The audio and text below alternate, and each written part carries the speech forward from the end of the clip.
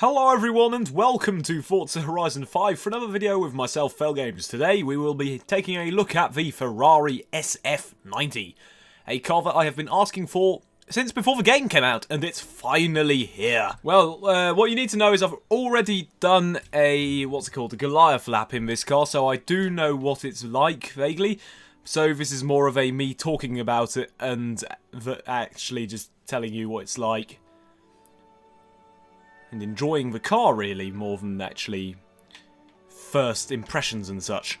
Because I already have made my first impressions, so I can tell you exactly what it's like. It's very nice, though. I must give it that. And it's very much a video game car, as I've said before. It's perfect for video games. So let's talk about what it's like to drive. The interior is very nice, though. Let's see what it's like to drive, like I said. The first issue will be sure to reveal itself very shortly. And by shortly, I mean now. It is the launch and acceleration. It's terrible. I don't like the gears at all. What is this? And I hope it will become obvious what I'm trying to convey. So, you launch the car, and immediately you have to change up because it doesn't survive without changing up. So you're already in 5th at 100. You're in 6th if you want to go to 130 miles an hour. And a car of this caliber, it's just not expected, and because it's not expected, it's just not comfortable. I mean, first, they're just too short. I mean, first gear only going to 34 miles an hour.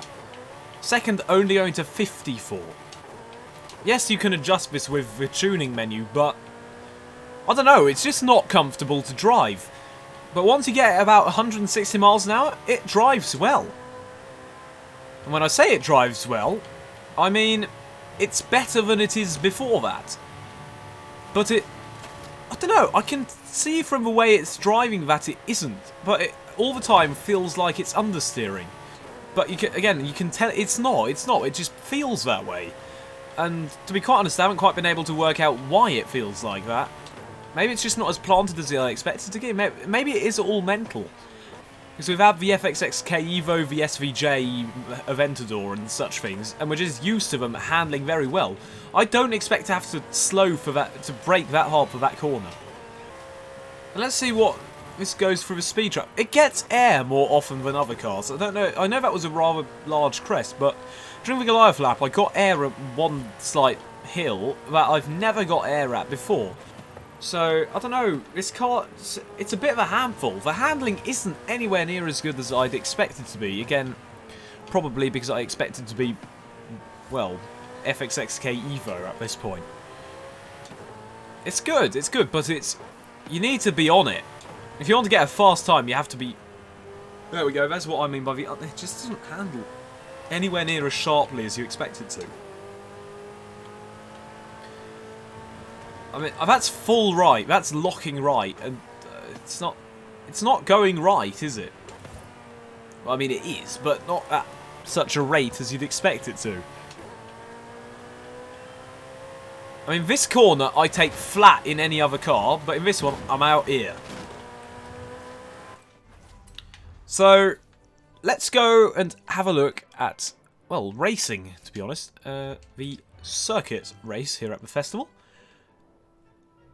And, well, afterwards we'll have a look at the upgrades and the colours and such things, and liveries that the community has come up with. So, here we are. Let's see.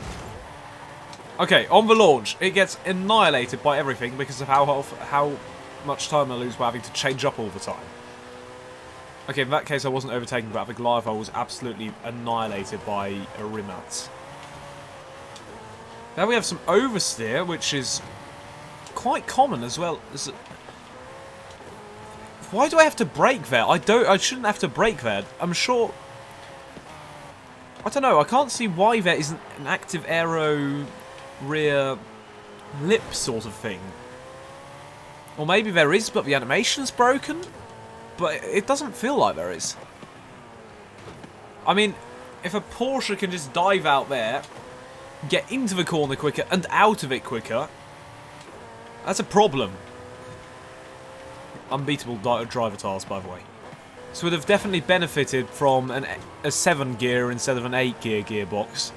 But I will say, in the Goliath lap, I set a time that was slightly impaired by some offs. Well, by some offs, I went off the track like twice, and I'm convinced this car could beat the Aventador SVJ and Aston Martin Vulcan AMR around the Goliath rather easily if you were prepared to absolutely wrestle this thing.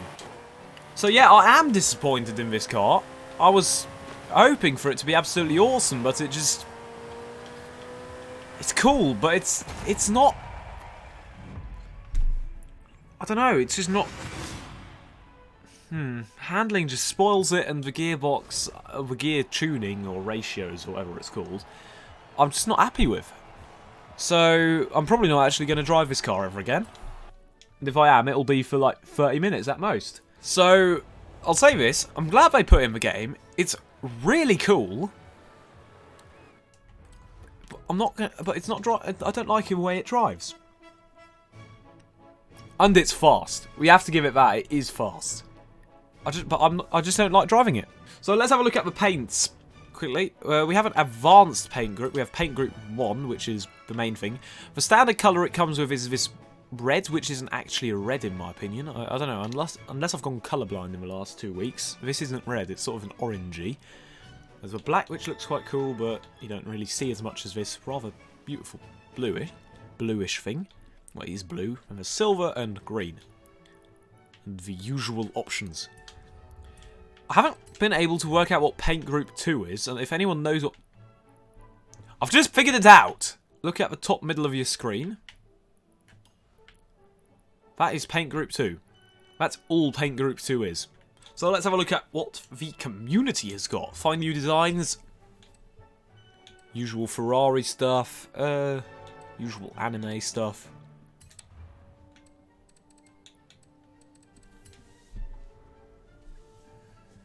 Just some red and Ferrari liveries. Again, some anime stuff. Some more racing liveries.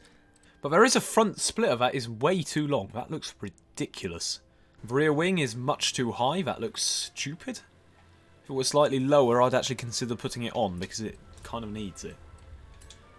And we have a usual wheel situation. And then there's probably just the usual all-wheel drive swap. Oh no, it is all-wheel drive. You can put it on rear-wheel drive though. That might explain why it handles a bit weird if it's all-wheel drive, because it's not obvious that it's all-wheel drive. And to be quite honest, I hadn't noticed until now that it is. Any other stats? It's almost 1,000 horsepower, 1.7 tons. That explains a lot. Portofino is 1.3. Why is the SF90 1.7? A lot of things are making sense now. Well, again, final verdict. Absolutely awesome car. Very fast. I mean, we can send it down the drag strip as sort of the finale. But I'm disappointed. The handling isn't what it needs to be. The handling, just no. And again, the gearbox, just no. Things that can be tuned, but it'll look stupid and it won't be authentic. The fastest I've seen in this is 122. But I don't know, we could probably check out the car tuning menu to see what it actually can do. I mean, you change it to 8th at 213. Why can't we just have a longer gears and then not have an 8th gear, seriously? Wow. 2.3 0 to 60, 5 seconds 0 to 100, and a top speed of 244. You're not going to get there. You won't get 244. You can get 220. 244 is motorway. Like, if you just flat out it on the motorway. Well, I hope this video was vaguely informative and helped you decide whether or not to bother with the seasonal championship. Well, championship? You know what I mean. What the hell was that? Anyway, have a nice day! Bye-bye.